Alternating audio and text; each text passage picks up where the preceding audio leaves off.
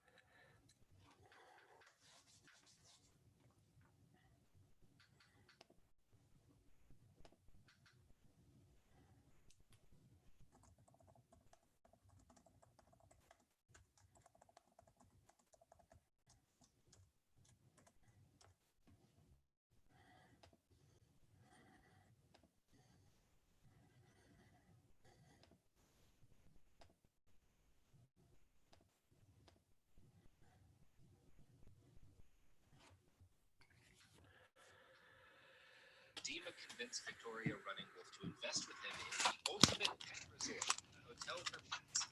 And as far as I can tell, this Hello? might have actually been a legitimate Hey. business, and I have to. Sorry. That's right. I just sent Sean the new link, so it could be a little bit here. Okay. Oh, shit.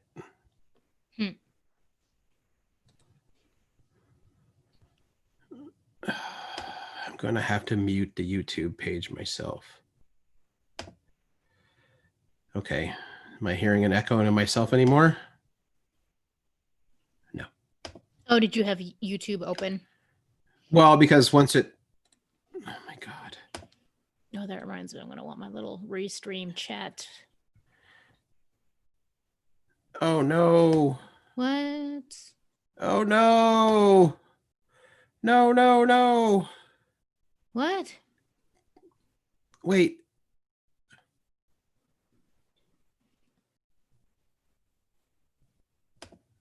No, no, no. This is not... So I'm doing work for Scrap now. And I think this is streaming on the Scrap YouTube page, and I cannot have it do that. How does that happen? I don't know. Let's see if this completely screws everything up. Oh, and is Sean sitting in the...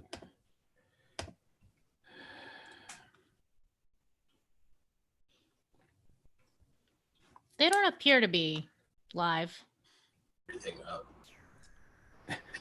Oh, and is Sean sitting... Hey, man. Yo. Sorry. I'm kind of having a cluster dealing with stuff right now. It's okay. What's up, Denise? How's it going?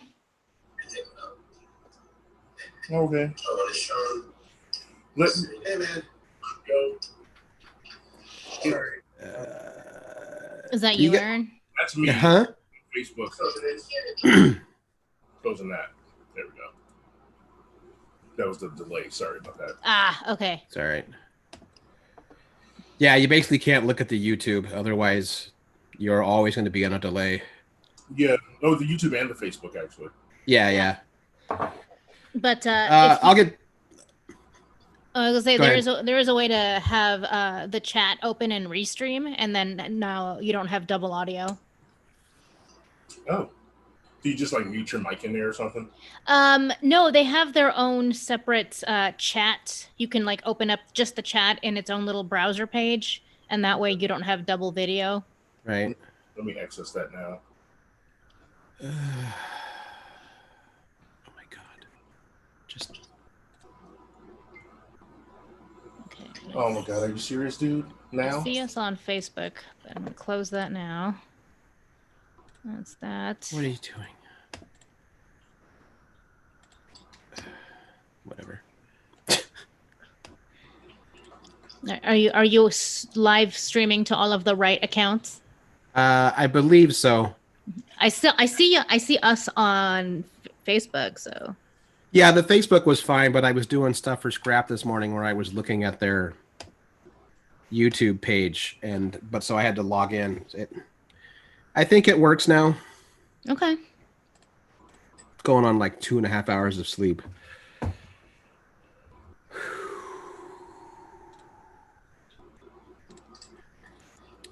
So I'm probably not going to open the show like the podcast with like the regular song. It'll just kind of roll into us.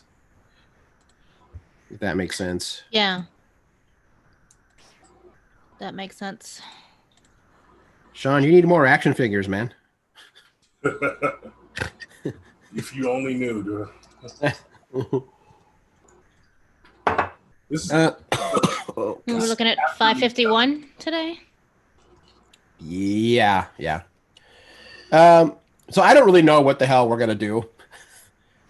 yeah.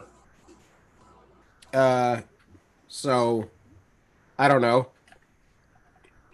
I feel bad because like the two people that are watching it on YouTube like right now are well, it's just one. They'll get there. Not that I expect a whole lot tonight, so it's I'm fine. sure they understand. Yeah. Yeah, so I'm not sure. We can just kind of wing it, see how people are doing, I guess. Well, you know, these are different times. This is if there was any time that you wouldn't have a normal show. Right. Yeah. Well, you want me to just hit record and kind of fire away and see what we get? Yeah. See what comes? All right.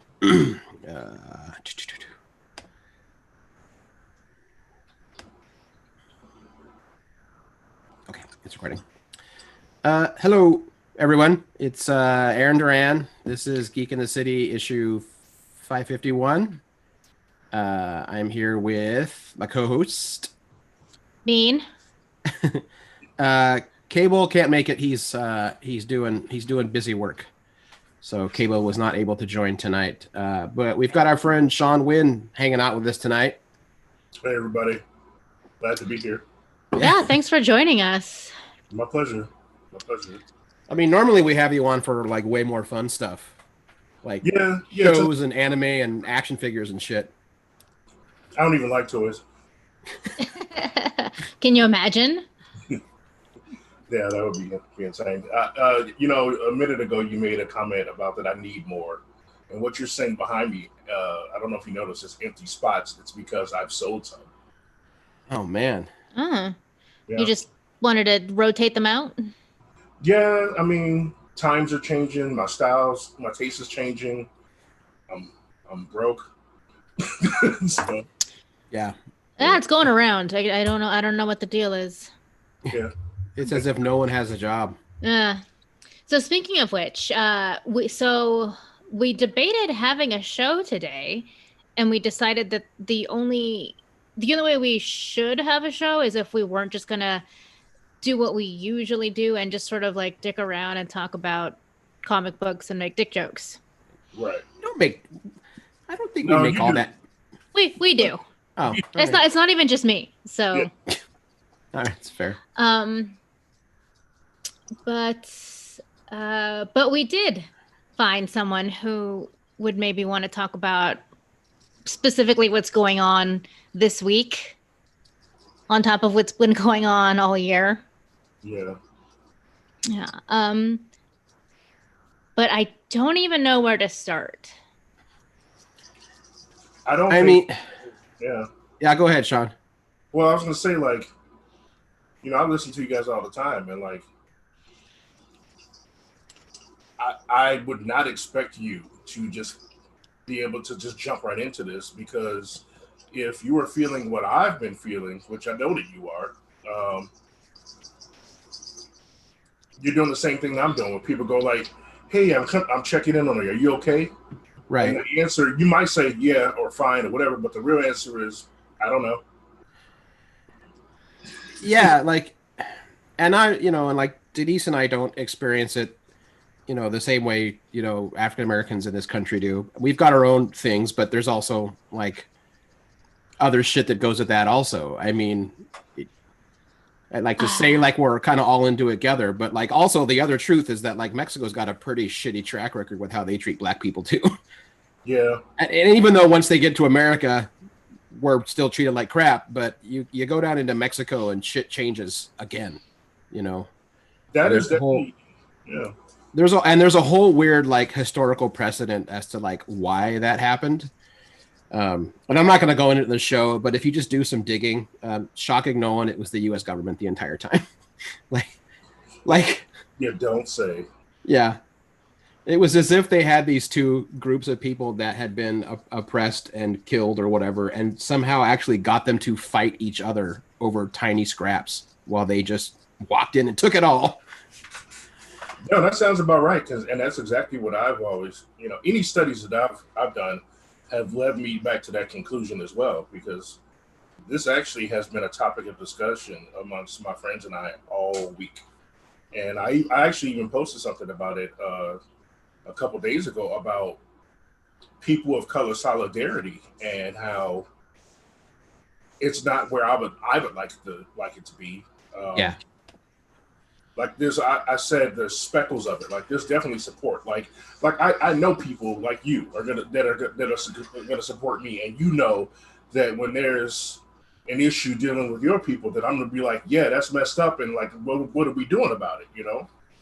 But I also see, especially when it comes to Black folks, that like it feels like we're still at the bottom of the ladder sometimes, because like people still have in their mindset in some cases like, well, at least we're not Black. Like it's whether we like it or not, or even want to admit it or not, there's definitely a cultural hierarchy. yeah. And some cultures just get to be higher up on a higher rung than other people. Just because I don't know, because they have more favorable stereotypes. Yeah, that makes sense, Yeah. And honestly, the reason this started is because a friend of mine went to Korea recently, for business, and he wasn't expecting the level of side eye that he got, and like just kind of disdain for his appearance. Oh, wow! And he was just going to go there and have happy fun times after his business concluded, and that was not the case. He was straight up like told like, oh no, you can't come in here. Right. Yeah. But I don't know. I honestly don't know how to start this off. How to talk about maybe we should just start with like just kind of reiterating what the fuck is going on, and that might some stuff out. But so I would say let's start at the beginning, but that's like which beginning? But so yeah, gold to rum to molasses. That's kind of where you start. Yeah. But this week, the original triangle. Yeah. Back in the 1300s. Anyway, so it's been about a week, hasn't it? Week and a half since George Floyd. Yeah. And not to be flippant, it's just time's become so fucking meaningless. Well, it's just been nonstop ever since then, and I think it took a couple days, in which we can talk about why that was also, but it took a couple days for things to really escalate. But roughly a week ago, a man by the name of George Floyd died in police custody shortly after being pinned to the ground by a police officer who was basically holding him by the knee at the neck. Yeah, he was choking for almost 8 minutes. Yeah.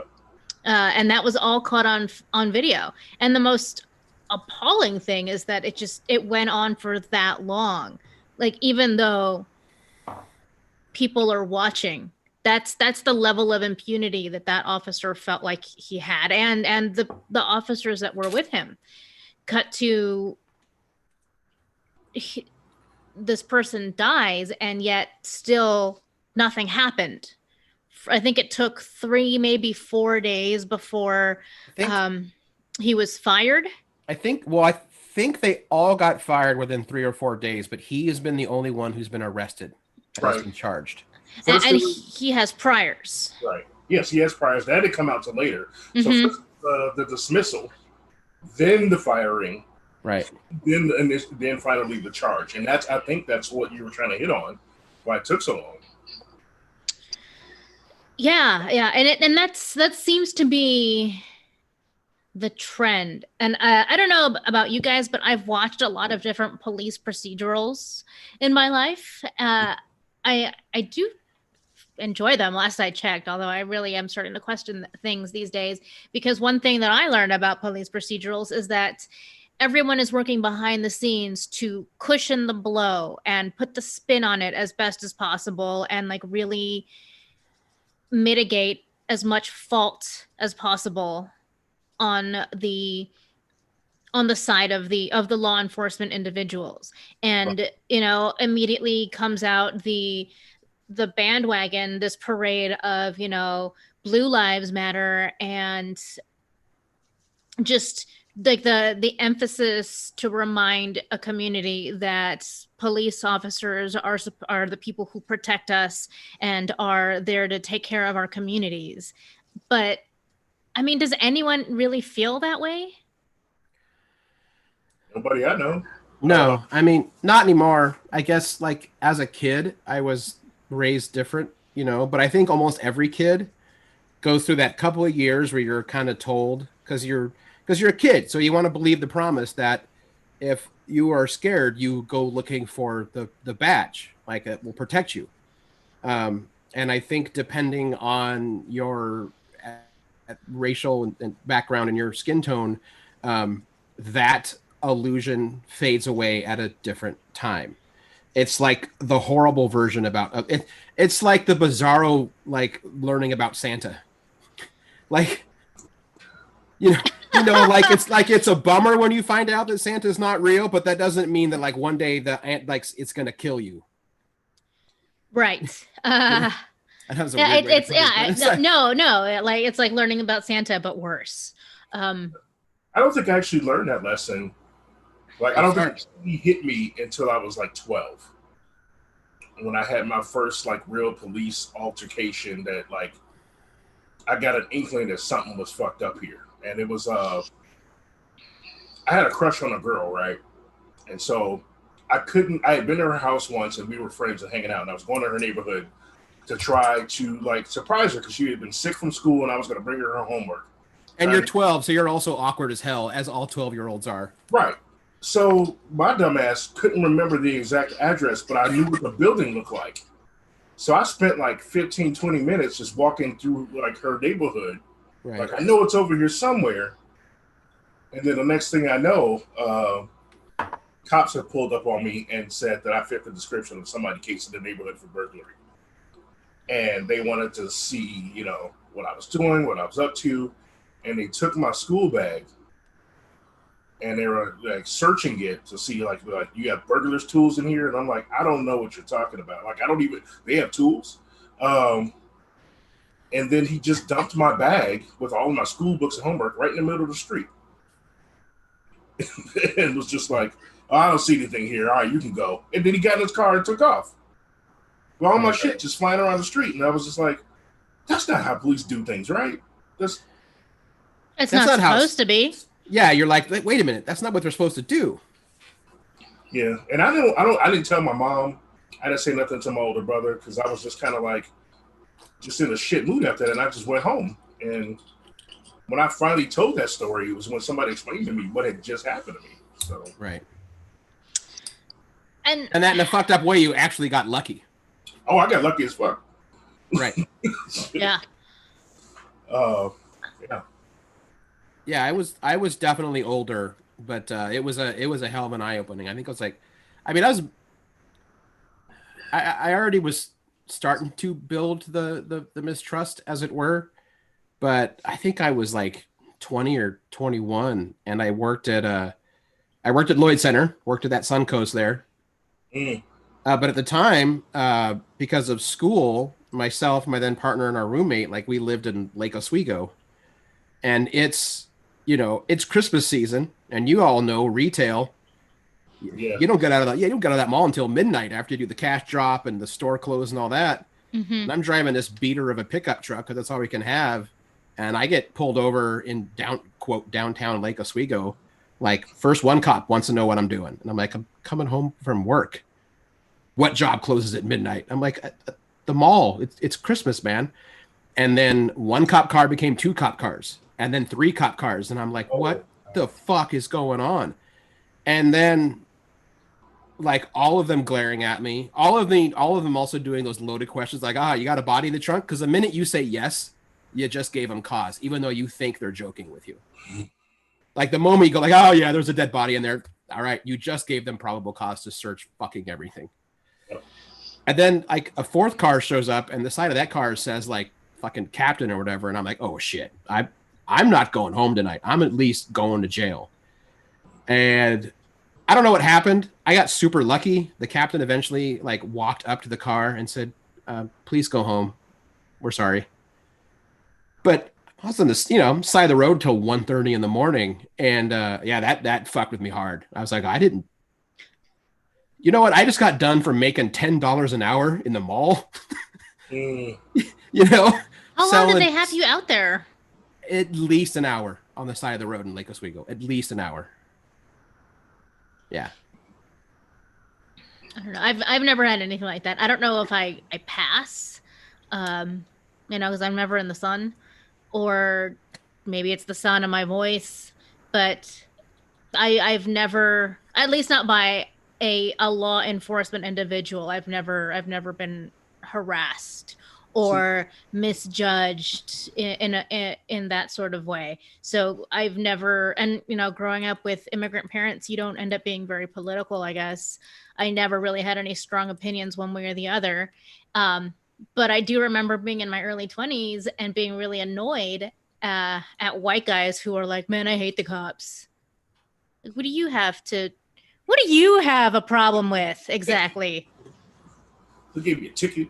They're gonna shut down. They're gonna tell you to move you're gonna make you move your tailgate party down the street.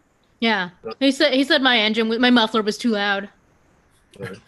It's funny. I think it's ironic that you haven't had the story, considering you're a criminal. Totally. I mean, if they had looked at me, Mm-hmm. We know better. You really can't. Yeah. But also, you better believe if something were to happen to you, someone would go digging in your past to make you the bad person. Oh, for sure. They'd find something that you did, when she served in the army, she did this. She had it coming. Like, we would all get that. Absolutely. If something happened to me, they'd be like, that Duran let his truck get repoed and he just gave up on his responsibility. Yeah. Whatever they can find. I mean, I guess the closest I have to that is, I was once involved in an assault case, and they definitely tried to use she's done XYZ in the past, so we don't really believe that there was non-consent. Yeah. It's the female equivalent, I guess. That's fucked up. Well, yeah, I mean, I guess that's kind of one of the things that I want to try to get the point across. Like, Denise and I are never going to know, like, the shit that Sean goes through, or any of any black person. They can tell us, and we'll be like, that's fucked up, but, like, we can't live through that. You can't know what it feels like. Yeah, and not that, like, Sean's heart wouldn't go out to us, but, like, when, like, Bean and I hear little brown kids, like, begging in Spanish to be let out of cages, like, that fucks us up.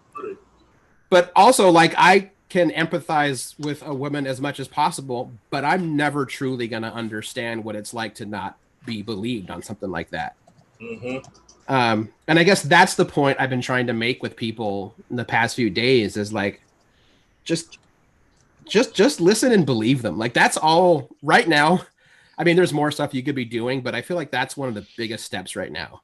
That's a good place to start. That's for damn sure. Yeah. Look how long, like, look what it took for the world to finally believe that this shit happens. And it's been happening for so long. Right.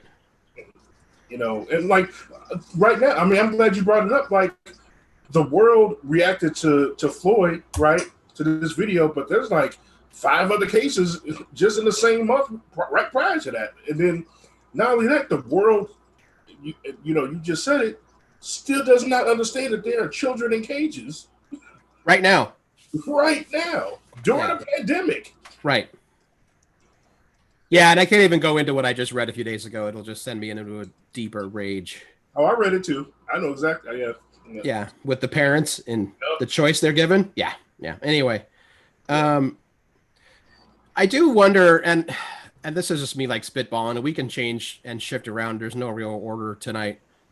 Um, I and this might be wholly incorrect, but like I am seeing more like white people at least beginning to acknowledge that there is a fucked up past and we have actually not moved beyond it, like at all, really.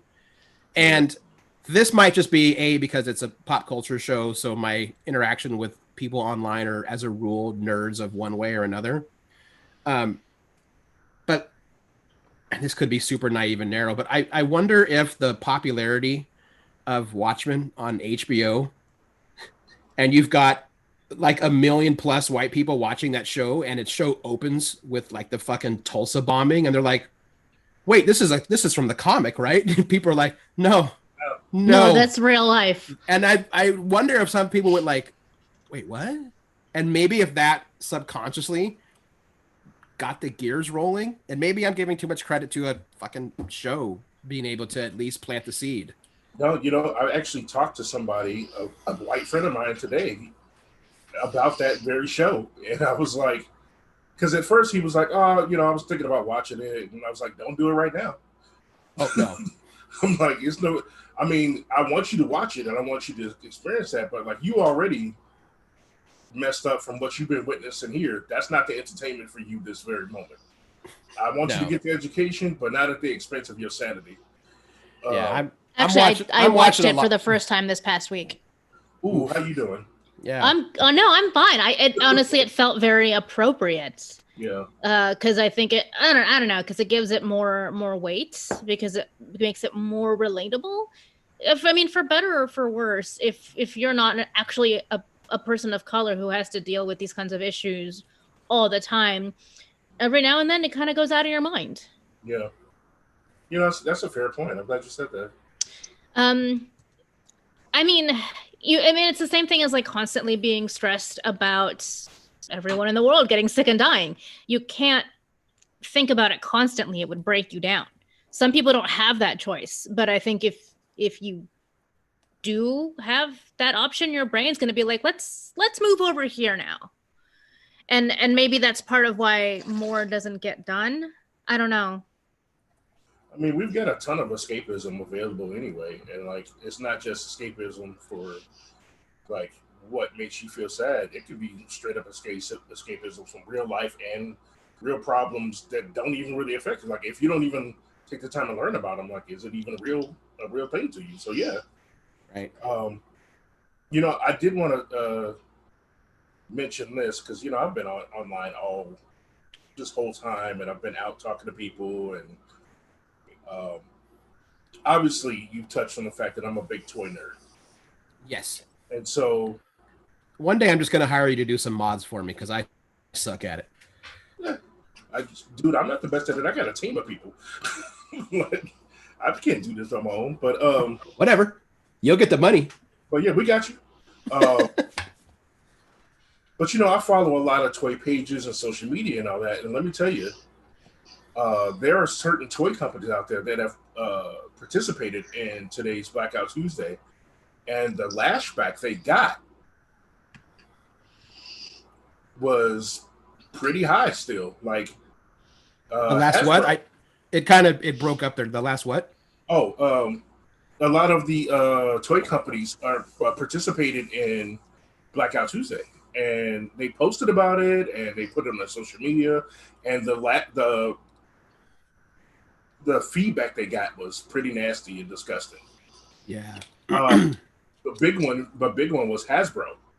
They make Power Rangers, Marvel Legends, Star Wars figures, Transformers. They have all the big licenses, and they decided to participate today. And a lot of their customers were like, "This is bullshit." I'm like, but why? Yeah. And that goes to a conversation we've had before on this show, but maybe it requires being brought up. Like, I don't get how you could fucking grow up and be a fan of Star Wars or Transformers or Power Rangers or any of these superheroes that you now collect the action figures of. Yeah. And then be offended about the company saying, like, you know what, maybe we should stand up and fight those who are being oppressed. they're like, oh fuck you, identity politics, while they're like clamoring for a fucking Captain America figure. You know, you know, The people that misunderstand Captain America are just or just like in general. I mean, it's just the I no. It's a mean, good example. I don't know. Maybe in the same way that like, um, your brain is able to distract you. People are able to look at things only in a way that is self-serving. You can look at something, or you've said so yourself. Like a lot of people just aren't picking up on the message. They are just interested in the kick punching and the cool costumes and superpowers without Yeah. ever really absorbing a message. yeah. This afternoon, the official Star Trek Twitter that like just like at Star Trek or whatever. They joined the movement of all, and I'm always dubious when corporations do it, but you got to hope at least a couple people within the company legit believe it or are going to try to fight for change. So, but in part of when the official Star Trek page posted that, they also showed like the 5-minute clip at the end of Far Beyond the Stars when Benny finds out that they've pulped the issue because the captain is a colored man. See, if I talk about it, I'll start crying because that gets me every fucking time. But then I saw people complaining about like, how dare you interject politics and racial issues into Star Trek? And I'm like, what? Hey, Are you out of your that mind? episode is like 25 years old. Yeah. Right. I don't But the get- idea of Trek fans being like, you put racial politics into Star Trek, you're like, and they're like, how dare you? I'm like, where's your disconnect, man? right, like that's the whole point of Star Trek. Yeah. I sorry about the dog barking if you can hear that. Like, It's all right. uh, We have that with cable too sometimes. oh, okay, yeah. Yeah, but like I was making that point to lead back to the pop culture statement that you made. That like honestly, it sucks because like I don't think we're safe there either. Like, I you're right. As a black man or a black person, period, I've got to deal with this on a whole bunch of levels. Like, obviously, out in the world, I'm going to get. I wake up black, and I wake up thinking, is today going to be my turn? Is today going to be the day? Because at this point, at 40 years old, I have experienced enough to know that, and seen enough to know that it can happen to any of us. And I really thought that I was crazy and like just being paranoid. But like as you've seen, like we can't be jogging or standing or walking or sleeping in our own beds or going to get candy. Like it doesn't fucking matter at this point. Right. And so like no, I'm not crazy. Like I'm seeing this over and over again. But then when you come to that realization that like, oh shit, no, I'm not crazy. These are real threats. That just makes it that much worse because it's like, oh shit, these are real threats. And now I'm constantly on guard all the time. Like the human body was not meant to exist under a constant low grade fight or flight. No. Yeah. And I think that like in this country, the darker your skin, the more you're feeling it. Like that's just, I think that's like it, Yeah. Um, So I want to run away to some things, myself. I want to escape it. But like sometimes even in those modes, like I run the comics, but it's in comics. It's subtle and like you can see it in comics. It's subtle enough that there's some bullshit in there. It's in the television programs for sure. And even some cartoons. Like so like most days I find myself just like immersed in Steven Universe because I'm like, okay, well here's one. I'm gonna be okay by watching Steven. which I still haven't seen. I need to watch it. Yeah. It's I mean that's a good one. it is.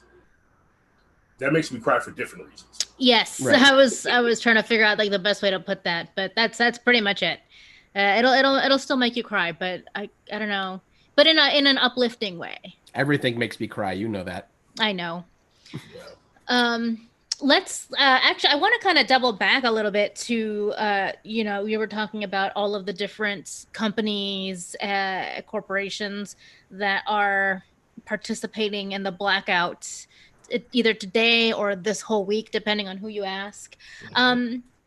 what's how do you guys generally feel about that? Like, do you guys want, Netflix to be on blackout? Do you want to see corporate um You know, support, or is it really, do you see it more as one of those like, oh well, you're just jumping on the bandwagon but you're not actually doing anything about anything?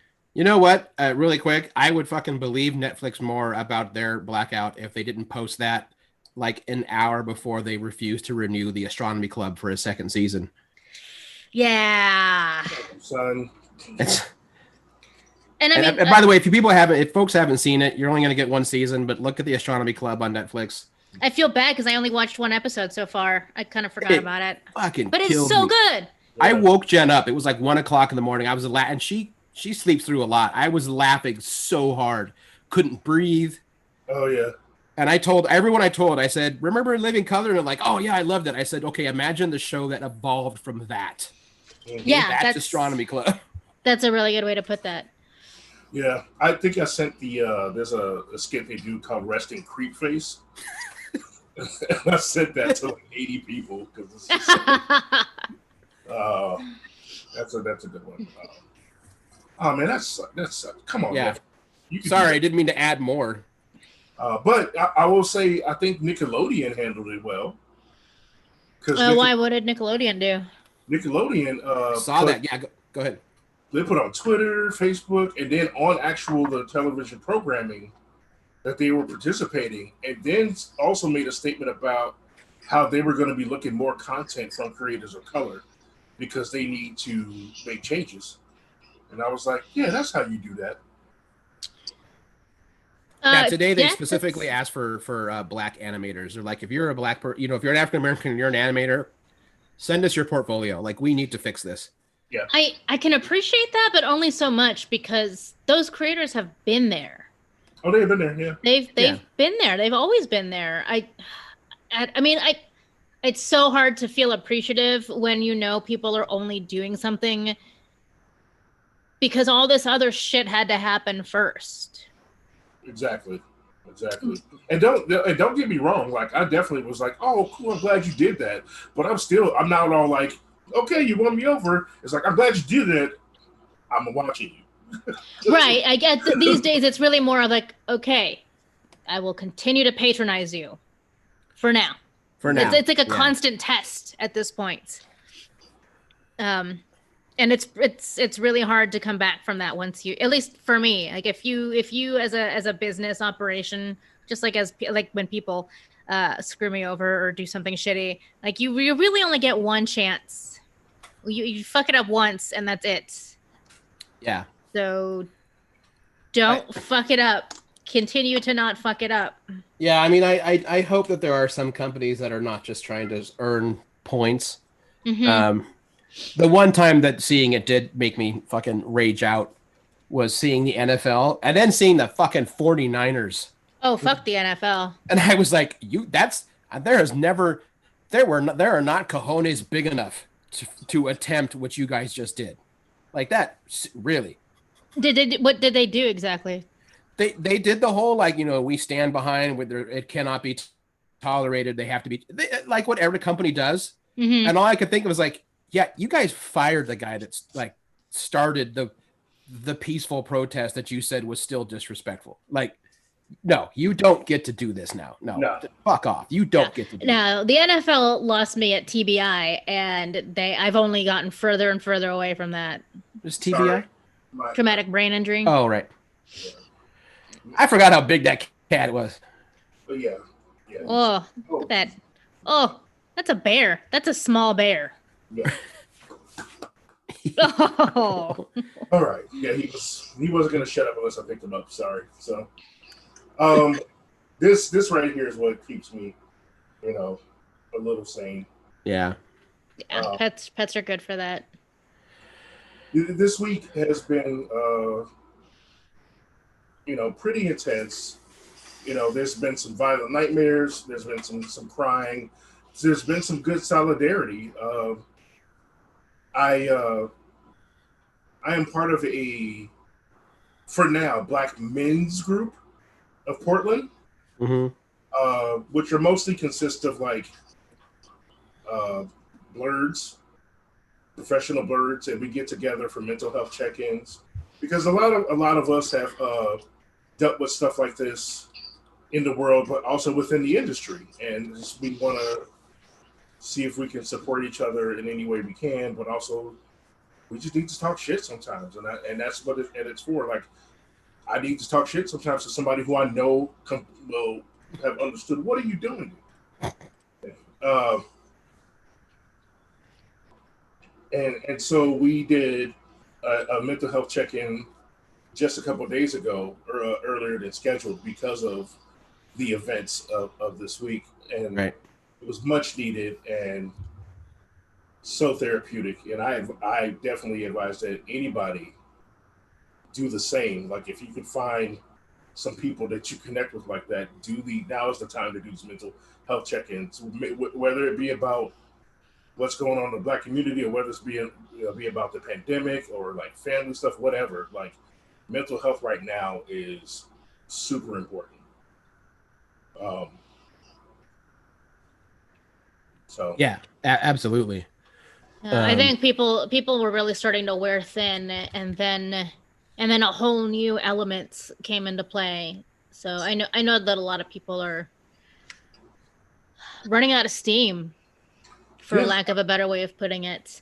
Um, and I community is probably one of the best ways to really help deal with that, especially if escapism isn't always helping you escape the thing you're worried about. exactly. yeah. And I think for the most part, everybody that I connected with said that we were doing fine. Like honestly, I was doing fine with the pandemic because like I was already working from home, and the room that I'm in, I'm surrounded by toys and comics. Yeah. So like my craft is like literally to the right of me, where I make action figures all day, or do calls like this, and so I'm one of the ones lucky enough to also still be working, Right. and so I was kind of chilling, but like it wasn't like I wasn't scared and dealing with and worried about other people and family back in Chicago and things of that nature. So then like I think I really started losing it. Um, I mean, because we had Ahmad, we had Breonna Taylor, we got and then Floyd, and then like the brother in the damn park, just a fucking bird watcher, like, Right. and I was just like, this is like, because when we get wind of those, like far in between, like I know it's still happening all the time. But when we get so many reported at once, there's really no escape from that.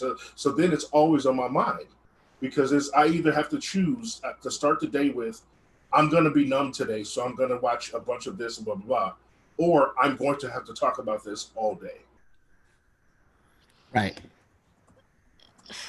And then there's not always a comfortable way of saying that to people, or just people look to you for that cultural touchstone, and how do you just, I don't know, sometimes I know that there's like a level of discomfort with even being honest and saying like, I don't want to talk about this right now. I can't be your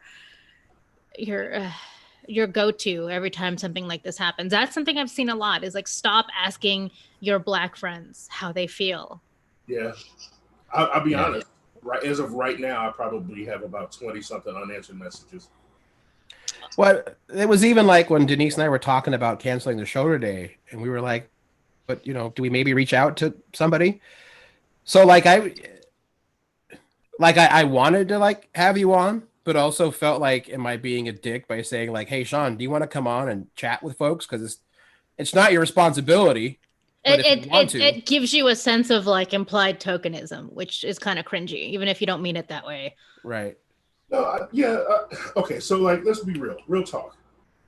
Had somebody else asked me, I would have told them to, fuck off. but because y'all asked me, and we have history, and so I already know that even if you had asked me in the shittiest possible way, I already know your intentions. Right. You know, and I already know that you are trying to give me a platform as a black person, not all of the black people, but as a black person, to give his Too late. Speaking for all of them now, Sean. Right? Like, God, as our friend Keelan King likes to say, black folks can barely agree on anything. So, like, there's no way in hell that I could give all of the opinions.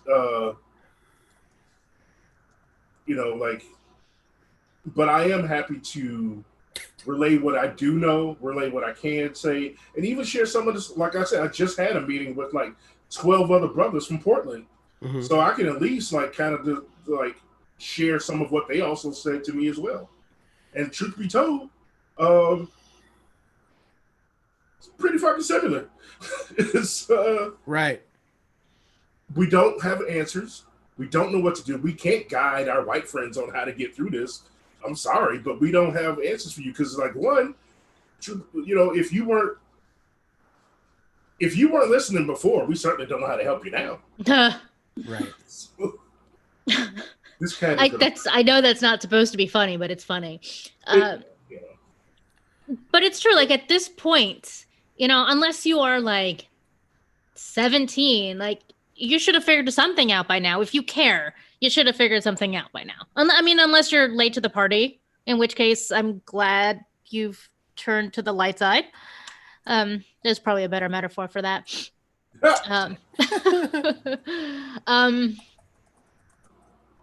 No, I that's another thing that you see a lot of is like, just, don't, educate yourself.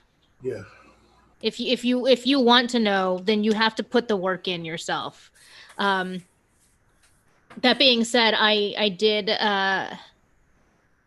find a couple resources for places to donate right now. I don't know where you guys are at with donations versus attending protests. So, go ahead, Sean. Yeah. Well, no, I found a few just collectively through the same group. We had been doing some research and we found a few that were reputable and already like in progress. Several organizations that are providing bail money for protesters. I'm going to put that in the chat. Or I'm going to try to at least. Yeah. And then donations straight to the Floyd family. His sister set up a GoFundMe that's been pretty active. And actually, I got wind that some of the bail relief places had received so much at one point that they started shifting their donations either back to the Floyd family or to other causes. Right. I saw that too. And I was like, I'm glad to hear that. And honestly, like I do. Yeah. I know that they're out there. I'm glad that everybody's found them, and I hope they're doing what they can. Even though, like, this is still a hard time for people. Like, people don't have jobs and stuff. Right. So the fact that they were receiving anything is pretty amazing, and tells you how important this really is. Right. Yes, that's it's a really difficult time for people to feel comfortable with turning up, even if they want to. Mm-hmm. So I mean, yeah, with the pandemic on there, there's a couple reasons why I haven't gone to the protest, but part of it is that I am not immune compromised, but I am at a higher risk if I were to catch it, since with my lung issues. Yep. So part of it is like I want to be there, but like I'm afraid to be around people in general, like a group of people that I don't know. You know what I mean? Mm-hmm. And part of it hit me last night that I'm still trying to unpack. I don't think it'd be safe for me to be down there. Not that I think someone would pick me, but that I have been so angry for so long now that I worry how easily I would be set off by like some Aaron's comment or someone spits or whatever. And I'm legit afraid of a mistake I would make. That's my line right there. I don't know what it is. What was that? I said, that's my line right there. I don't know what it is, but if somebody spat on me, I think that's legit. Yeah, that's the end right there. Or like getting patted on the head during an event. Ooh. You remember, yeah. Oh, I see what you did there. Sorry. Sean and I shared a little retail comic trenches moment there. There we go. Yeah, he's back here now. We're good. All right. I thought he was climbing down your back. Yeah. No, he's literally just sitting right behind me. Aw. I mean, you do kind of look like a Bond villain right now with the cat and the swivel chair. Oh, I do. I should totally do that. Yeah. We should have started with you turned the other way. Right? Next time. And then I got to come up with a plan that makes no sense and Right. involves like 3 nations when the 2 of them actually do nothing. Yeah. And then turned into Home Alone. Right. I did want to talk about the protests, and I think it's so interesting the amount of misinformation being passed out about them, and it's so sad. Like there's people out there that are like have already risked themselves, like you said, to be out there and talk about justice, and then the reports of what are they called? Proud Boys. Uh-huh. Oh yeah, no, they've Joey Gibson up in Vancouver and his buddies. They've been gathering about 10 blocks away from my house the last 3 nights. So much so that last night I was playing some Red Dead Redemption last night, and I couldn't tell if the shouting was from the saloon in the game, and I actually paused the game, stuck my head outside, and went, "Oh no, that's on this part of town right now. It's not the game." So, oh Jesus Christ! Okay, wait. So yeah, the Proud Boys are Proud Boys, and let me ask you this: are either you familiar with something called a Boogaloo Boy? I wasn't until like 3 days ago. Same. Let's hear the explanation for anyone else besides me who doesn't know what that is. Oh no, I just found out about them like maybe 2 days ago, and they're just another shitty group that wants to cause trouble. Which okay, so it's a bunch of white people, right? But here's the interesting part. The only thing I did find out is that their name actually is taken from Breaking 2 Electric Boogaloo. And I'm like, so you stole that name for your hate group from a movie full of people of color about building community? Right. And then also pick fucking Hawaiian shirts. Yeah. So if you see a bunch of white folks like strapped up but sporting Hawaiian shirts, they're not your friends. Good to know. I mean, they're not going target shooting at Margaritaville. You know what I mean? It's no, they're I racist. mean, I can't say that I would be particularly drawn to someone fitting that description to begin with. Well, no, yes. But no, I kid. No offense to all my Hawaiian shirt wearing friends and listeners. Hey, I saw your Hawaiian shirt. I just had to come say hello. I thought that was interesting, and then like the different cases that are being brought up about like the news trying to paint the picture of that elderly woman in a wheelchair as a victim. I don't know if you heard about this. I did not. Okay, so there was a woman who got beat up. She's in a wheelchair. She's disabled, and so she got beat up by protesters, and they were like, "See these thugs, blah blah blah, taking out this lady." What they didn't say was that lady had also showed up to the protest and was stabbing black folks with a knife. Oh shit! Just showed up just to be like. And then there's the one that hit a couple of days ago where there's a video on YouTube where this guy who basically got beat the hell up, and but the story keeps reading, protesters killed this man, and he looks dead, but the truth is he just got knocked the fuck out. He's alive. He's confirmed on Twitter, and he was chasing people with a sword. Yeah. Sorry. Oh yeah. Yeah. Like, well, that and the guy with the fucking bow and arrow. Yeah, I'm like you have ass whoopings coming. Like, right. Oh, that's right. Patriot Prayer is the other. They're all just assholes. I think that's Joey Gibson's group. I think so. Yeah. By the way, I saw a tweet that he had shared out that said that up until now he has always engaged in peaceful protests, no matter how many people attack him physically. But that Right. he no longer feels that that's the right thing to do to protect his family or whatever. So essentially, he's going to start fighting back now, and it was basically just an open invitation to encourage more violence against Antifa groups, individuals. Even though they're not, it's not like an actual group. Yeah, Right. It, And there's no concrete in those milkshakes. oh my God. That fucking guy. Yeah. yeah, I don't know if he was part of that. I don't remember Oh, anymore. he's reporting apparently from the streets. It's yeah, no. Um it's a you know what's funny? It's like I wish that I could come on here and just be like, oh man, I read this book. Oh man, I saw this show, and I'm like, I bought this toy, I bought this, whatever, and I want to be well. Okay, truth be told, I did just buy this, and it would arrive today. That's You should show it to us. is it a Ghost in the Shell? yeah, it's the Ghost in the Shell Figma figure. I can I don't know how the focus is, but That's good. You gonna mod it at all, or are you just getting it just straight? no, just straight. I wanted to go up here on this shelf that I have with Spike Spiegel and Lupin the Third. Nice. I've got like this like red convertible that they're all riding in, and I'm just gonna throw her in the Nice. side, and yeah. Um, but yeah, it's hard. Like, don't get me wrong, I've done some massive retail therapy in the last like few days. I am Yeah.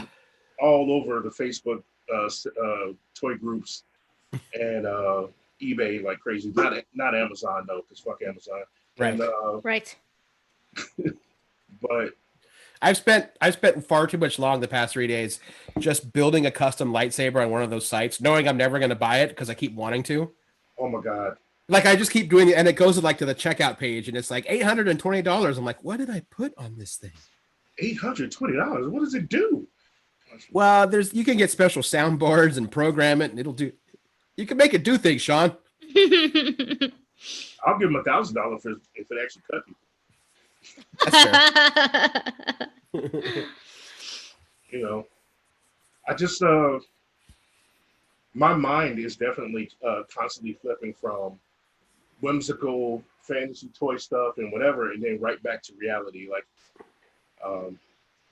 and there's not like, oh, here's a prime example. I have actually taken to watching the CW's Charmed. Oh yeah? How do you like it? The new one, it's a CW show, so you know what to expect. Like, there's a lot of like angst and like problems where there shouldn't be problems, but it's been helping me. I can't lie. But the new Charmed is actually pretty diverse. That's what I heard. Yeah. And so that's been helping too. Plus, you got magic and teleportation and It's always cool.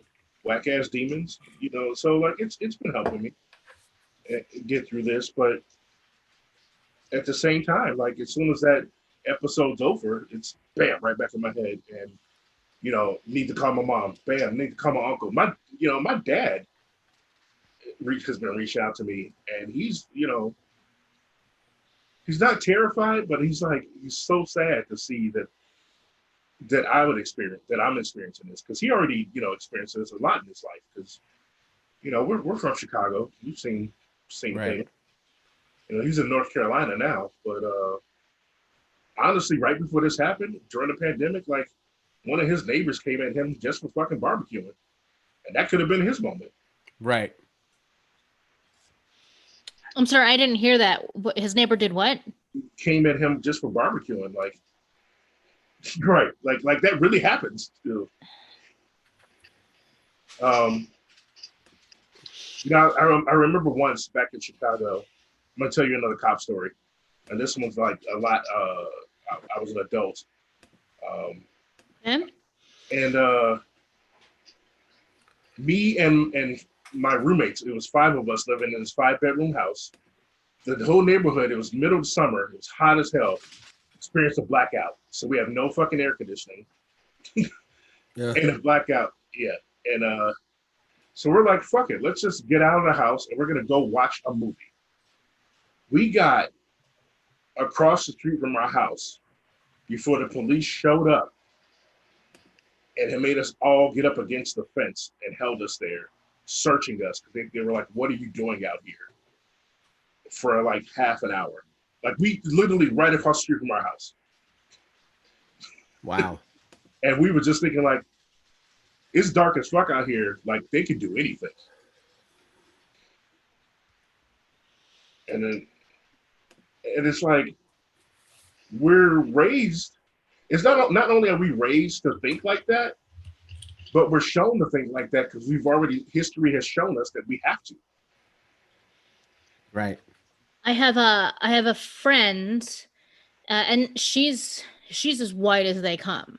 Her, but she has a son who is well, at this point he's like in the 6th grade, maybe 5th grade, but you know, he's still pretty young, and it was not recently, but you know, years ago that she started the process of kind of explaining to him how it's just never going to be fair.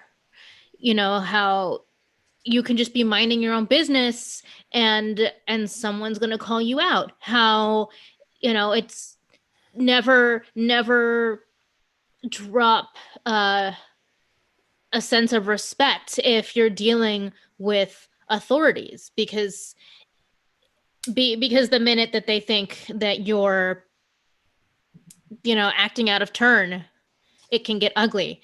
How you can be the most qualified person for a job, but you could still not get it because of the way you look. Just all of the things that he's always going to have to deal with. And she had to have that conversation with him at a really young age, knowing that it's never too early to prepare your child for a racist culture, just like even passively, you know, in everything that he does, there's always going to be this sense of difference and struggle that's attached to it. So I can't even imagine having to try to explain that to a child. Honestly, it's one of the reasons I don't have children right now. That, yeah, I'm pretty similar to that one. It was, and I'm not going to speak for him because I actually didn't ask him. But one of the reasons why I actively, and if this upsets him later, I'm sorry. I was really thinking I was trying to help out. One of the reasons why I didn't reach out to Keelan is he's already dealing on the personal side, but I can't imagine what it's like. He's now looking at, like, you know, his young daughter and thinking, fuck, is it going to be any better for her? Like, is she ever gonna leave the house and never have to worry about, is this the day?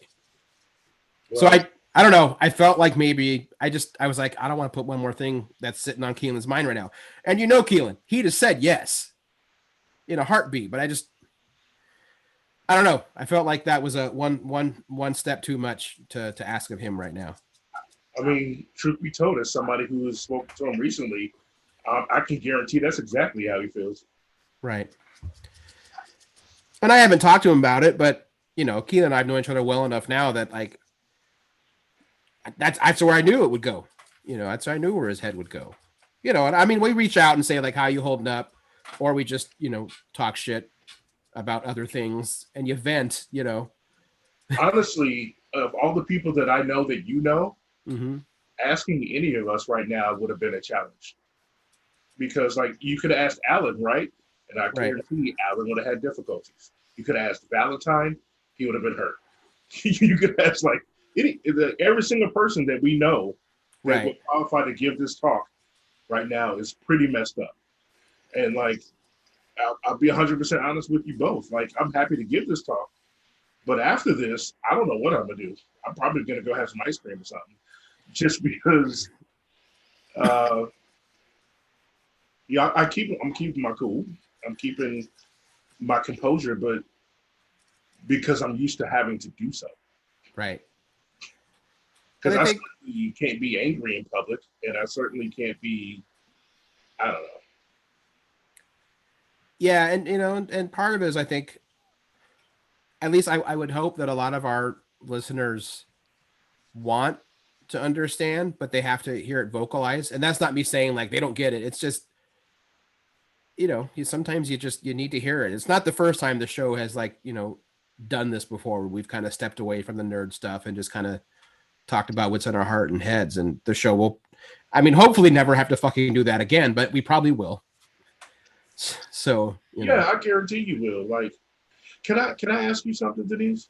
Yeah. Because like most of y'all, I'm always about for the black fight. And I try to consider myself an advocate and an ally for every marginalized group. And I have been really, really afraid for women, but not only, but mainly because like I feel like with the pandemic upon us, that was until recently the main focus for a lot of things. And I feel like government officials have been trying to use our focus on that to slip shit by. And there have been at least 2 bills that would really fuck women up that they tried to pass during this time. Are you watching shit like that too as a woman in this country? I have to admit, up until very, very recently, I did not actively participate in listening to the news anymore. I used to use the radio, NPR, as my alarm clock, and Christian can't really handle the news first thing in the morning. It'll make him really like anxious and stressed to Yeah. start the day with, and so Mhm. I don't really have much of a commute anymore, so I really fell off of like getting the news from news sources. And it's only been in the last couple weeks that I've come back to that, realizing like I could do that. He's not here. He gets up way earlier than I do, and I'm on my own. Yeah. So I know that there's a lot of stuff that I've missed over the months if it didn't find its way to me through basically Twitter. Is the only place I see headlines anymore, which is already like not super reputable.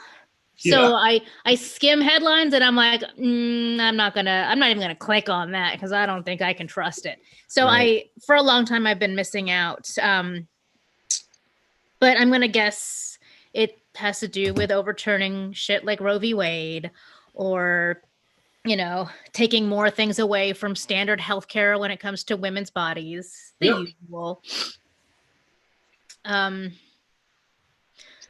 Honestly, I don't even know if I could handle knowing more at this point.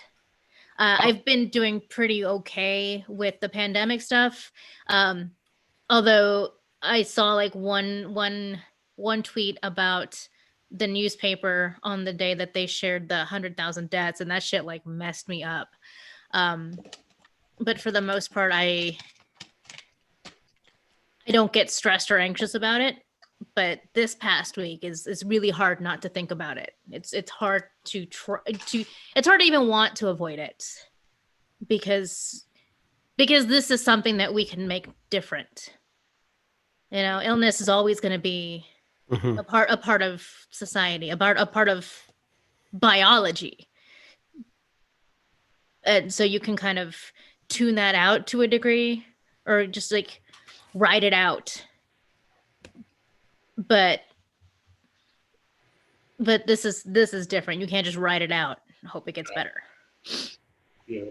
I think my problem is, and Aaron, I don't know if you experience this too, but I tend to go spiraling. Like, of course, I'm worried about black folks. I'm always worried about black folks.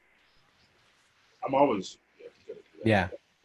At the same time, I'm still watching what they do on the Native people. I'm still watching pipelines. I'm still watching Michigan. I'm still watching children in cages. I'm still watching them try to take control of women's bodies. I'm still watching the lack of Asian representation on TV. I'm still watching like just shit, like everything. I'm paying attention to it all because like I got friends and family of every variety, and like I don't want to see my people fucked up. I definitely don't want to see your people fucked up. Right. You know, Well, and I mean, it also comes from you're just like a good human. You don't want to see pain on anybody yeah, but unless you're asking for the ass whooping, but that's different. but yeah, that goes back to that solidarity thing, and I think you touched on it right away. They keep doing things to keep us different marginalized groups fighting each other. Like, can you imagine if we fucking banded together, like for real? Oh yeah. Oh, I think that's one of the most terrifying things to the folks in power right now. And you know, and I want to say this too. It's like I get it, man. Like white folks are scared. Like I get, yeah, it, they're scared. I might be scared too if I spent fucking centuries of fucking doing bullshit to people, and they had enough. You know, like. But here's the thing, though. It's like I think for the most part, it ain't like black folks just outright hate white folks either. We don't trust you, but Right. but no, but it doesn't mean that we just hate you. And like no, we're not trying to eliminate you either. Like we don't want your shit. We just want some shit because you already have all the shit, and we just have some of the shit. Yeah. We're trying to ask your permission or trying to like gain your respect. That's not gonna fucking happen. I just want you to fucking leave me alone at this point and just let me be. There's this. It seems like this underlying fear that of like, if various marginalized groups in this country get some sense of like true equality, then the next thing they're gonna want is revenge, which is like never. Yeah, you're always gonna hear about a fringe group or even a small amount of people that are just, but that's in every ethnicity. You're gonna get that group everywhere that is never gonna let shit go and is gonna want to burn it all down. But like for the most part, we just want like to be acknowledged and then for it to be an actual level playing field. Don't want special advantages. Don't want any of that. Just want it level. Like that's, if you want to apologize along the way, you know what? That's awesome. Good for you. You know what? We're gonna supersize your meal for free then. Thank you. But like just the idea that you can let this group of people have more somehow means that you have to have less. And that's like like taking that the next step. That's unacceptable. And yet at the same time deny that there is an imbalance. We were talking about the Watchmen series, and they touched on that a bit. Now I have to try to remember exactly what it was. But it was like first you wanted your apologies, and now you want your reparations, and then and the next thing you guys are gonna come after my house and like take things away from me. And I mean, it would only be fair. Right. I mean, honestly, but honestly, there are things that we'll never get back. You can't undo colonialism. Nope. No. So it'll never ever fucking be the same. No matter how much you give back or apologize for. So, I mean, there's only so much that marginalized people can ask for to begin with. Yeah, I mean, shit. I mean, what are you afraid of? Yeah, at this point, like Michael Che in the movement says, we just want to matter. Can we matter? Right. Yeah. That's it. And it's like, the more I look at, more I open my eyes, or just the more I look around, and I keep getting told the answer is no. You can't. Right. And so that's what makes me sink down further and further into my hole, and then I climb my way back up, and then something else, and then I'm like back down again. That spiral is insidious as hell, man. Yeah. It's the beast that just follows and doesn't let up. So murder hornets. I mean, actually, that died off really fast. Did you notice? I did. Somebody told me yesterday that is because apparently murder hornets are absolutely fucking delicious to the praying mantis. Well, that's really? right. Aren't they actually really good at taking heads? Oh yeah. Yeah. Like, okay. Also, did you see the videos about how the bees in Japan deal with the murder hornets? No, but please do tell. Okay, so because they're Japanese, right? The hornets. Yeah. I think they originated in Japan. So, naturally that means the insects there have evolved into defense mechanisms. So apparently when one of these hornets gets into a hive and is going to start just, causing some shit and killing everything, the bees cook them to death. With their vibrating bodies? So they surround the murder hornet and they begin to vibrate and flap their wings, and they basically become like biological microwaves, and they cook the hornets to death. Holy shit, that's dope. How metal is that? That's pretty fucking metal. And there's videos of it. You can see the thing you can see it shake and go and just stop moving. Damn. One cooked hornet. That's pretty savage. Yeah. Damn. I'm smelling a new comic book character. It's an example of what happens if an entire small group of people work together. You got it. Damn. Wow. Okay. Sorry, I'm trying to think. Aren't all bees male except for the queen? Oh shit, you're right. And some get changed if they need to, but well, no. I think once the queen is near her end, I can't deal with this. She hatches a different kind of egg, and not only is that bee born female, but then she also gets the royal jelly. Right. Oh, okay. Yes, the royal. So what if jelly. the character is which is the best sex code word I've ever heard, by the way. Give me the royal jelly. Oh, you're right. We can't go an episode without some kind of dick adjacent I'm comment. sorry. There you go. I knew it was going to be you. I knew it was going to be you. It's always me. Yeah. No, that's not true. It's not always me. Cable's dropped a few. Mm-hmm. I mean, we all have our moments. We do. Yeah. Aaron, you're the worst. Yes.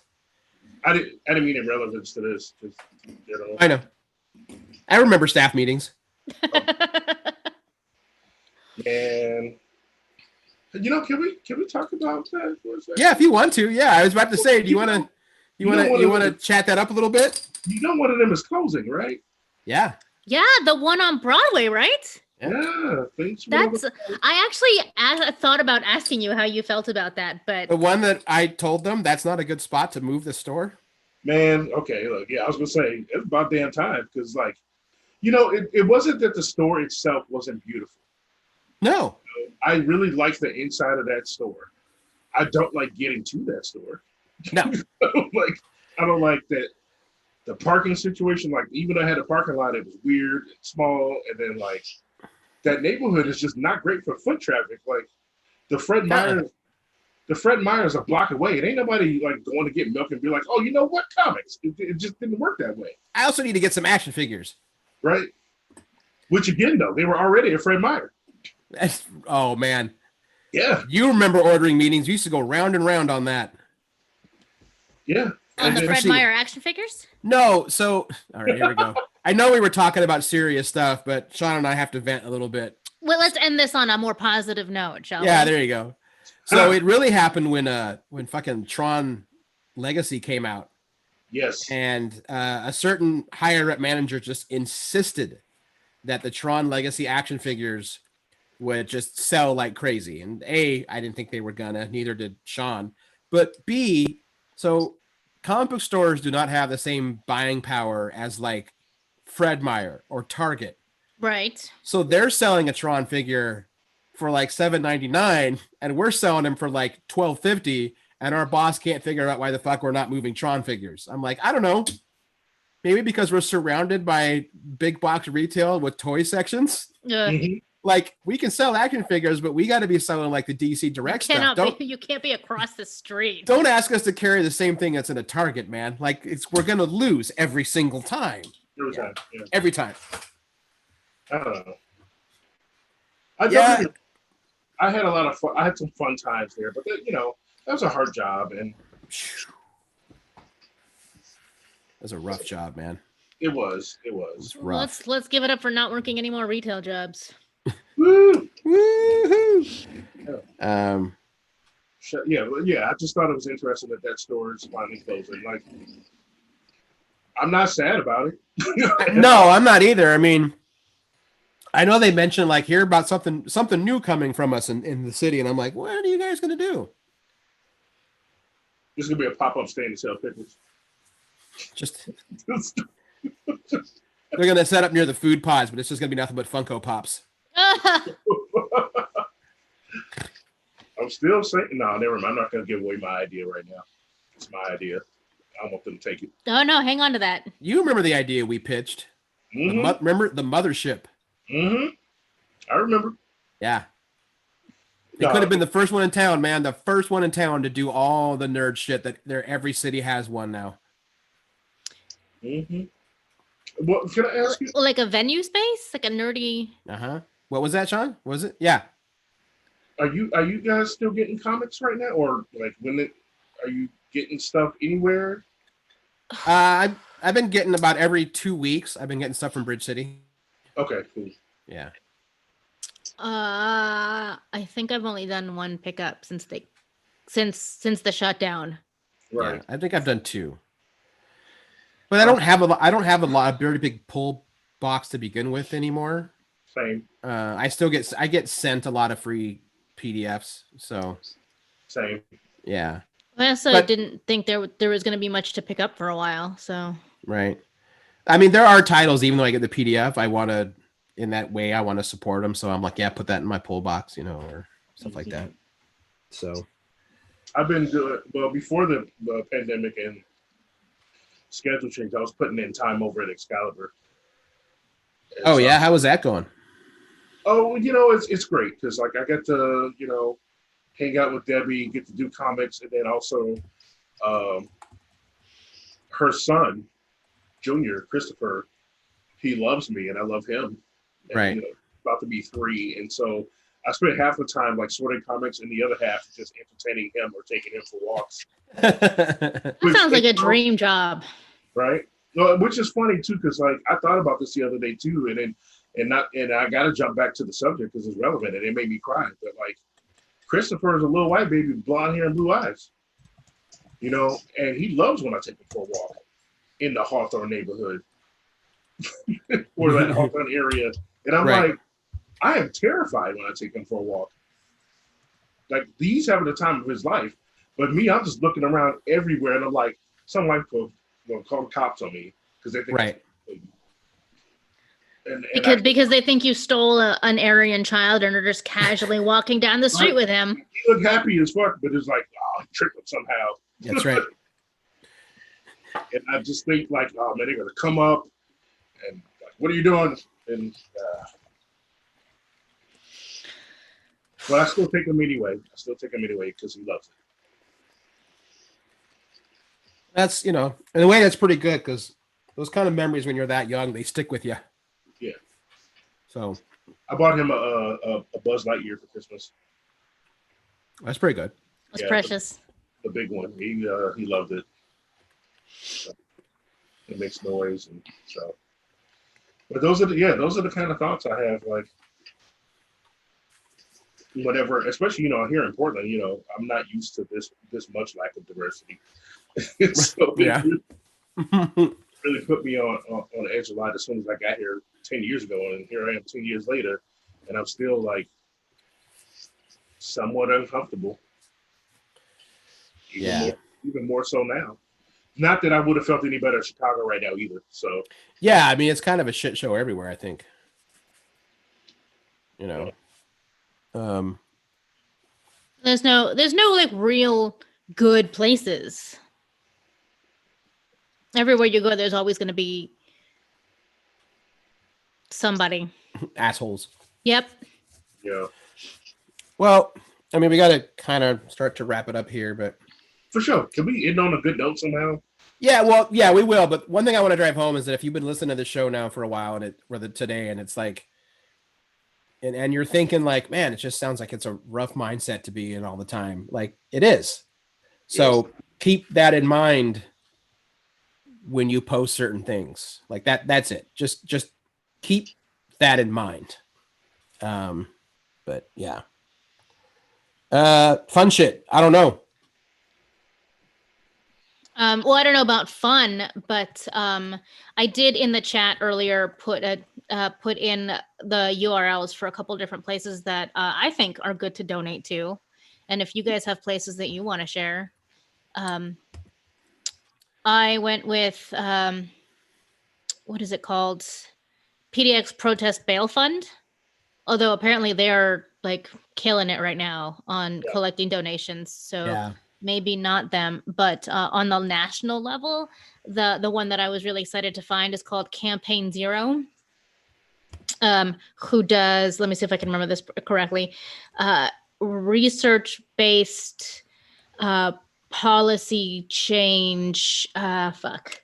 It's they look at data, they look at statistics, and they look at different research to decide what type of policy changes need to happen, and then the money, the part of the money that they collect goes towards influencing that change, whether it's like getting certain politicians out of power, demilitarization, community outreach. So that was, I was very pleased to find that one, and I'm going to keep it bookmarked for future donation opportunities. Yeah. Okay.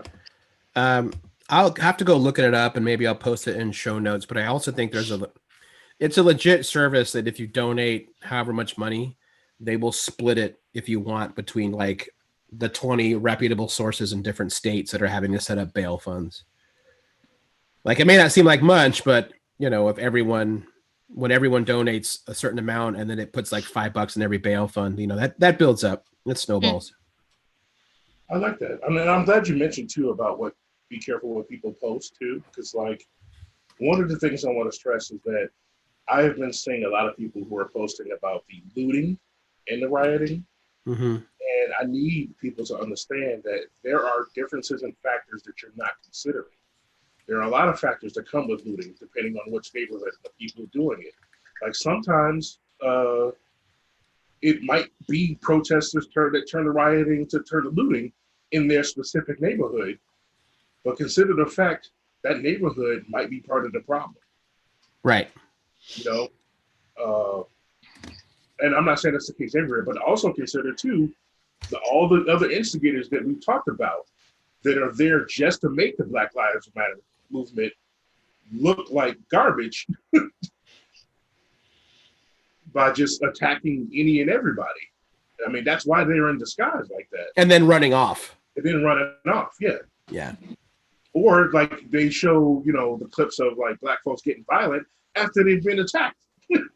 Right. So like, don't just, think that the rioting is just the protesters who just taking it too far. And here's the most important thing, right? Even if it is, my take on it is so fucking what? I'll be honest with you. Like, every item can be replaced, but a human can't. Exactly. Like honestly, I'm not worried about fucking Target replacing their shit. You know what? Neither's Target. No. Right. I saw somebody post about that, and someone else's comment on there was like, well, what about the people who rely on that place? Like this the woman who can't buy formula, and people who can't commute because the buses are shut down. People have had enough. This sort of thing happens because people have had enough. They're at their breaking point. And if you don't know what it feels like to reach your breaking point and do something that maybe you're not proud of, then I mean, good on you. I'm glad you've had that easy of a life. Right. But but when something has to give, it's, I don't know, it's hard to feel what's the word?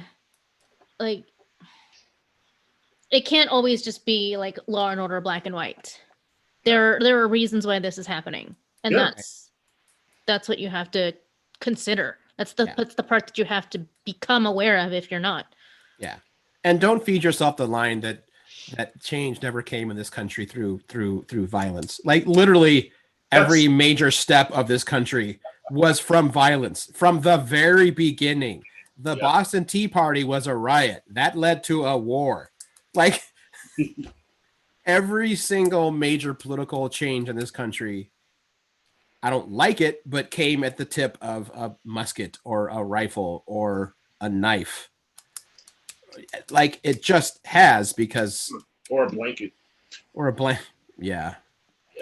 That's another argument I've seen is like, oh well, that happened because they tried everything else and nothing worked. Like, well, what do you think this is? You think that peaceful negotiations were never intended or attempted? Yeah. Sorry, I'm not making this more peaceful. I know. We gotta think of something funny. That's my fault. I brought it right back there, but hey, I got new toys, I got new stuff, and I'm gonna make more action figures like this custom Danny Moonstar that I made to be more badass 3. Nice. Right on. Yeah. I don't know what kind of custom figure I'd want. Think about it for a while. I'm probably. Oh, I'm actually making a Moses from Attack the Block right now. Oh, right on. Yeah. For a split second, I was like, "Why are you making Charlton Heston?" He's my hero. No.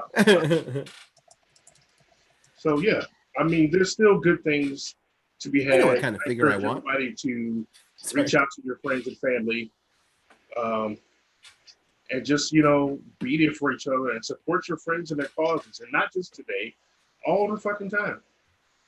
Yeah, and believe them when they talk to you. Yeah. Don't tell them it can't be that bad. It is that bad. I mean, give somebody the benefit of the fucking doubt once in a while. Right. Word up. Oh, there we go. There's a positive note. Tuca and Birdie is coming back on Adult Swim. There you go. Oh yeah. I love that show. I know what action figure you want, custom made, Aaron, and it's a Ricardo Montalban as Khan. And just to make it like because it's custom anyway, you should have that chunk of the Botany Bay that they've converted into a shelter on their desert planet. Oh, so you want me to have an entire like setup? Why the fuck not? Because they made a Khan figure that wasn't bad. It was okay. But this one's custom, right? So it's got to have some extra bells and whistles, I'm assuming. I don't know. I don't do action figures. I put a sound chip in it. No. Yeah. No, I have Funko Pops though. I did think of what might be a fun. Oh, you know what I want? Now I got 2 custom figures I want in my head. What's that? I want a Cybok action figure. They made a Spock. They've made a couple Michael Burnhams. Poor Cybok gets no love. I would take a Michael Burnham. And he's the firstborn. It's like, no, whatever. Yeah, I would take that. That or a really good Simon Belmont. Ooh. Yeah. I can see that. They've never made a really good Simon Belmont figure. No, they haven't. Well, I mean, you'll have to wait a while because, like, my focus right now is on women and people of color, just because they don't make enough of them. So, that's true. Well, now I'm trying to think. Keep vamping. I don't know.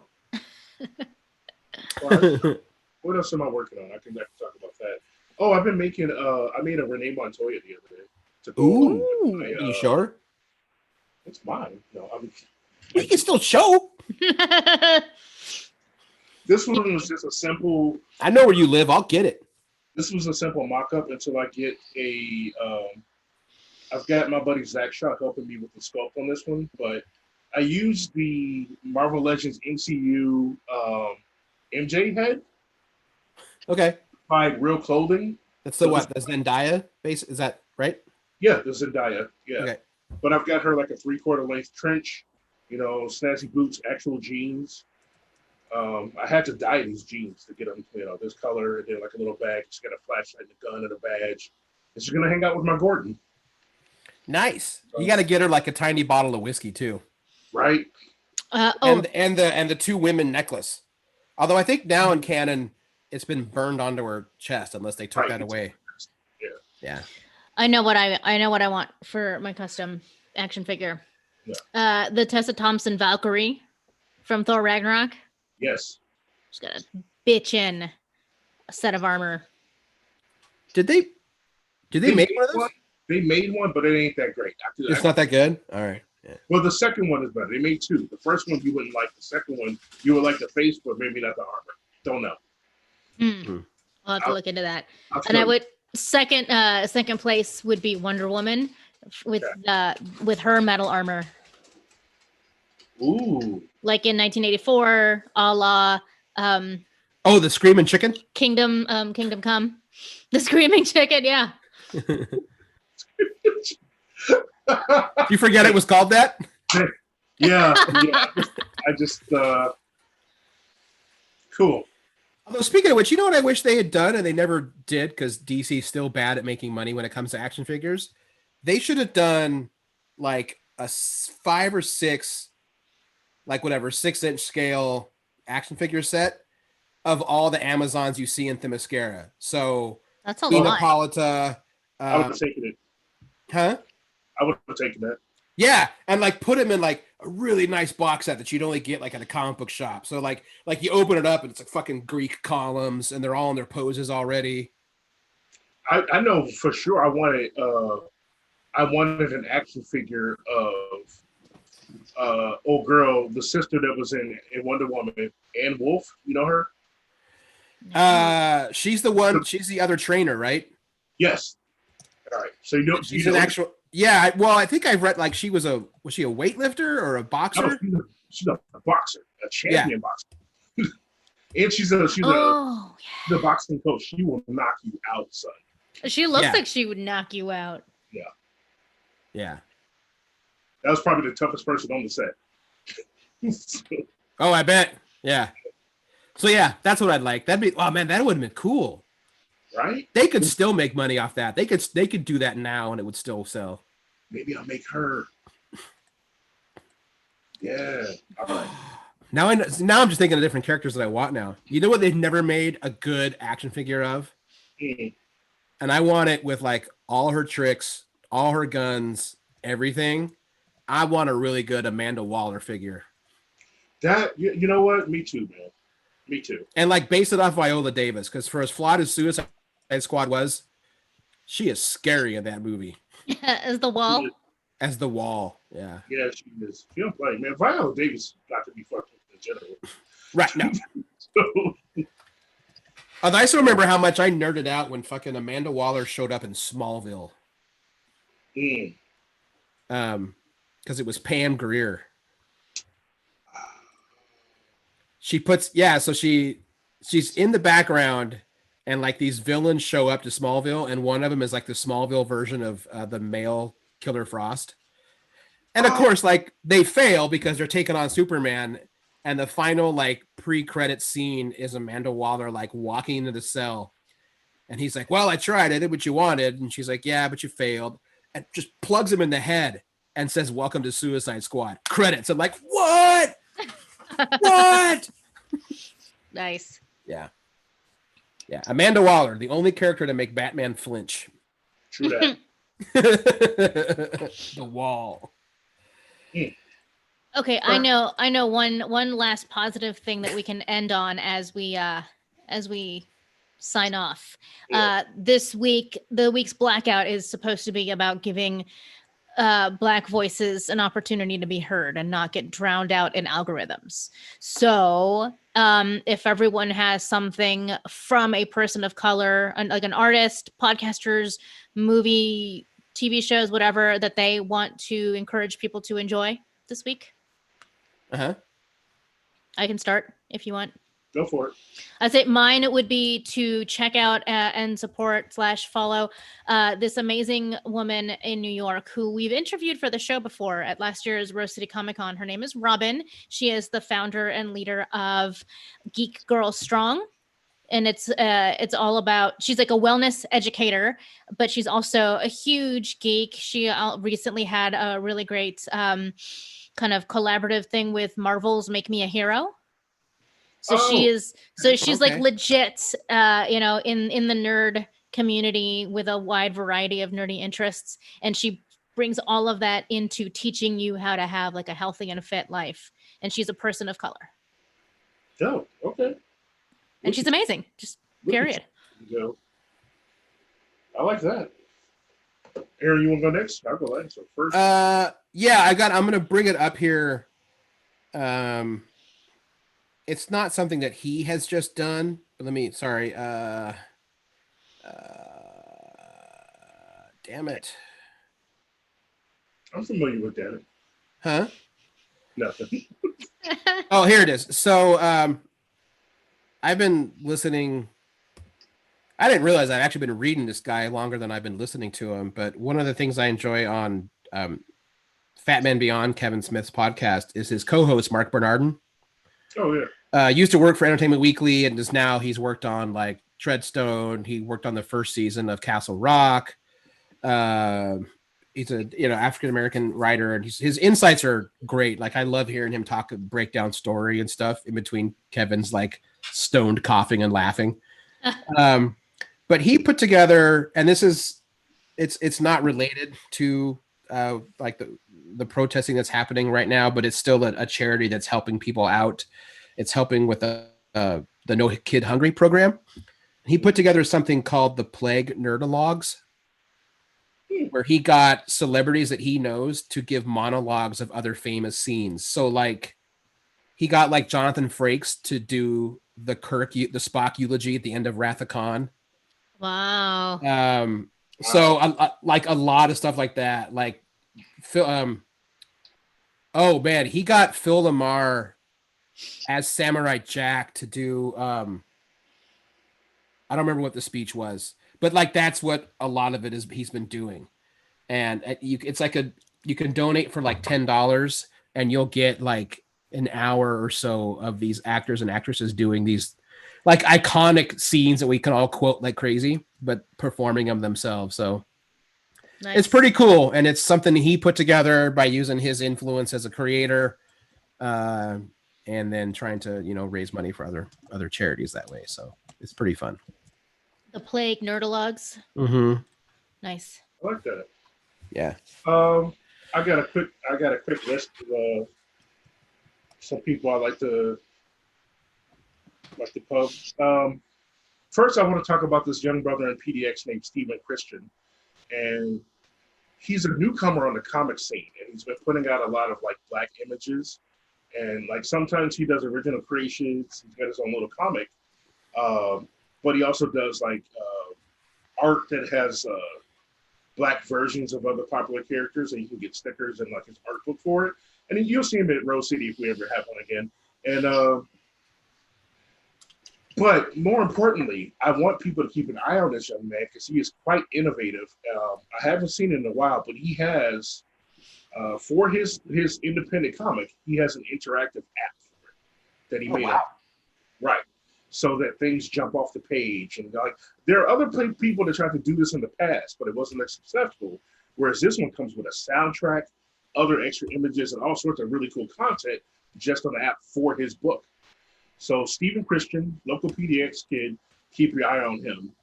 Follow him on Instagram, whatever. He's also doing tutorials almost every day on Facebook Live while he creates, and it's pretty awesome. What's his name? Stephen Christian. All right. Cool. And then I want to give a shout out to Nick Orr, artist. Does a lot of like oil and water painting. He also works over at Books with Pictures, but yeah, I follow a lot of his work. Yeah, it's amazing. And he's actually working on putting on his first book, and I feel like that's another one people need to keep an eye on. And then also artist Ray Johnson, known as Hardline Ray on Instagram, just put out an amazing watercolor piece of George Floyd. Oh wow.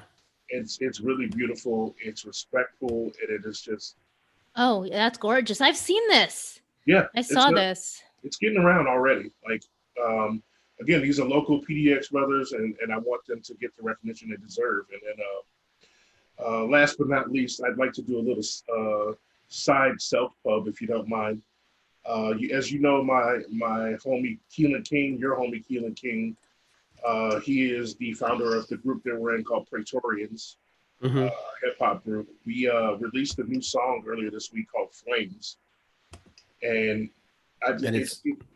it's great. You can download it on Bandcamp for free, so go check it out. It is very relevant to what is happening this week, and I meant every fucking word I said in it. Yeah. So, you guys give it a shot. I'm glad you shared that because I had not seen that you had released something new. Yeah, we kind of just like talked real quick and was just like, hey, let's put this out today.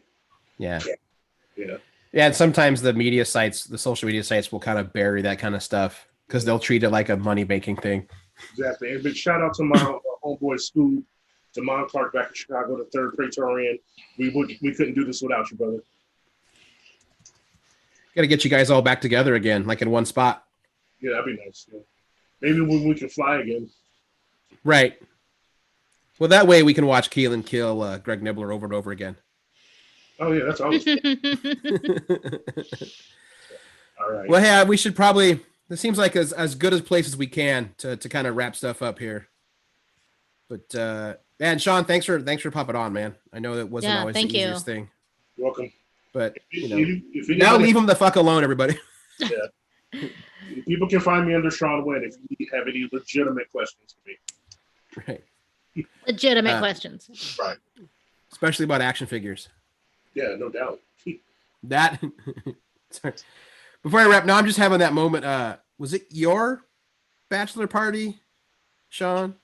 Oh, where we made the G.I. Joes?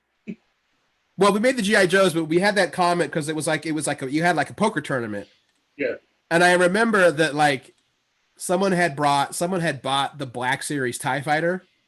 Oh yeah. And brought it to the bachelor party, and everyone's just losing their mind. And I think Sean made the comment of like, this is a nerd bachelor party when no one gives a crap about strippers, but someone brings out the Black Series TIE Fighter, and we all just cream our shorts. We're like, oh, look at it.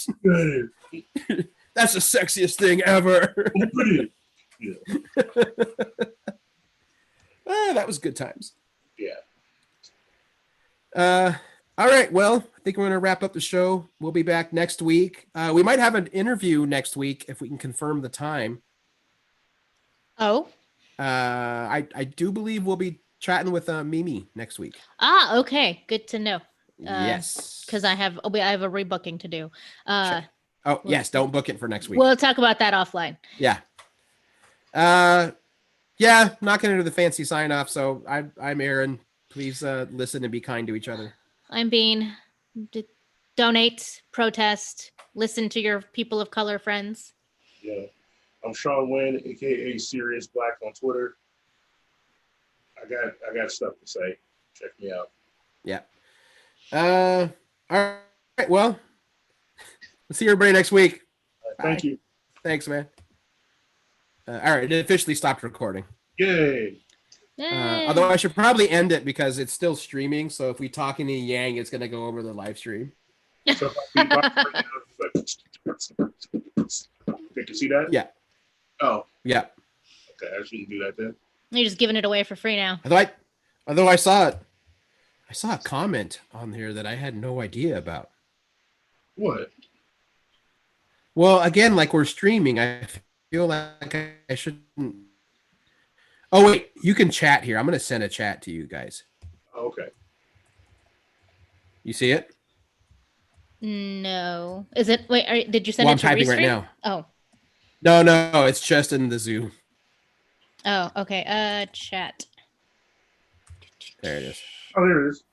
Oh, yeah. I almost said something and then decided I should not. Yeah. As far as I know, I mean, yeah. you know what? Okay, that was never confirmed, but definitely suspected. No, we can't say it, but yeah. Boy, does that explain a lot. Wow, that was a comment. Yeah, from someone saying that they were, yes. Holy hell! That's why I almost responded to a comment like, wait, what? And I was like, maybe I shouldn't. I don't even know who that is, so definitely not for I me to know. say. Good for you. We'll text each other later about this because I'm curious as hell. Holy shit! Yeah, that's good. Yeah, man. Yeah. All right. So now I'm officially going to wrap this up so that the system can save because Zoom takes forever to save audio, and I'm always terrified I'm going to lose it. Right. Well, I hope that was okay. So thanks everybody in the live stream for watching out. What was that? I hope that was okay for you guys. No, you were great. Thank you. Oh no, again. man, that was great. It was just nice. Yeah, it was. Yeah. Okay, cool. That was great, man. All right. Yeah, I'll chat you up again here pretty soon, especially you guys with that news. I gotta talk now. Yeah. I gotta know. I'll give you the dirt. Your OP is over there TPing about it. Uh-huh. Yeah. I haven't had that kind of juicy gossip in a long time. All right. I'll see you guys later. Bye. Bye. All right. See you guys later, man. Take care of each other, man. Be safe. Will do. Bye.